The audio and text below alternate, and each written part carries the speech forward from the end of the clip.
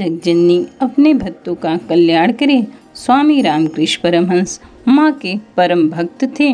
वे कहा करते थे, जीव का अहंकार ही माया है।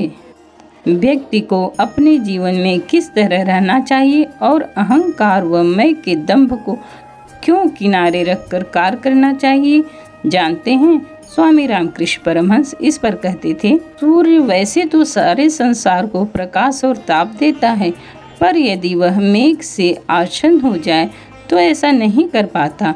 इसी भांति जब तक हृदय अहंकार के आवरण से आच्छादित रहता है, तब तक उसमें भगवान प्रकाशित नहीं हो पाते। यह अहम मेघ की तरह है, इसी कारण हम ईश्वर को देख नहीं पाते। यदि श्री गुरु की कृपा से अहम बुद्धि दूर हो जाए तो फिर ईश्वर के पूर्ण दर्शन हो जाते हैं। जैसे सिर्फ 2.5 हाथ की दूरी पर ही साक्षात पूर्ण ब्रह्म श्री रामचंद्र जी हैं, किंतु बीच में सीता रूपणी माया का आवरण होने के कारण लक्ष्मण रूपी जीव को ईश्वर राम के दर्शन नहीं हो पाते। जीव का अहंकार ही माया है, यही अहंकार सब आवरण का मूल है।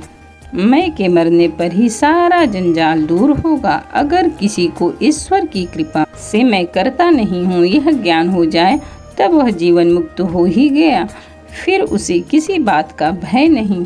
अगर मैं अपने को इस अंगोछे की ओट में कर लूँ तो तुम मुझे नहीं देख सकते, पर मैं तुम्हारे बिल्कुल नज़दीक ही हूँ। इसी भांति और सभी चीज़ों की अपेक्षा ईश्वर ही तुम्हारे सबसे ज़्यादा निकट हैं, किंतु अहम रूपी आवरण के कारण तुम उनके दर्शन नहीं कर सकते। जब तक अहंकार रहता है तब तक न ज्ञान होता है न मुक्ति। हांडी में रखे पानी और चावल, दाल, आलू आदि को तब तक छुआ जा सकता है जब तक हांडी आग पर नहीं रखी जाती। जीव की देह मानो हांडी है और धन, मान, बुद्धि, जाति, कुल आदि मानो दाल, चावल, आलू की तरह हैं।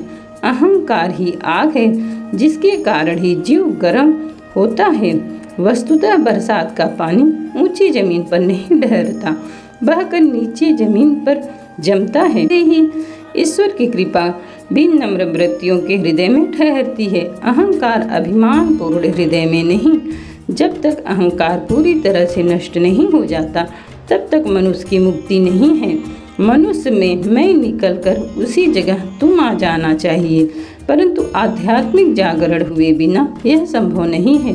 मुक्ति तभी मिलेगी जब तुम्हारा मैंपन चला जाएगा और तुम भगवान में डूब जाओगे। मैं मेरा अज्ञान है, तुम और तुम्हारा ज्ञान है।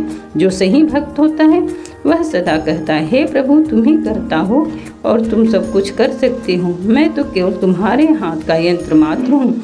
तुम मुझसे जैसा करवाओगे वैसा ही करता हूँ। यह धन, ऐश्वर्य, यह जग तुम्हारी महिमा है, यह घर परिवार सब तुम्हारा है, मेरा कुछ भी नहीं। मैं तुम्हारा दास हूँ, जैसा तुम्हारा आदेश होगा वैसी ही सेवा करने पर मुझे अधिकार होगा। जय माँ जगत जननी।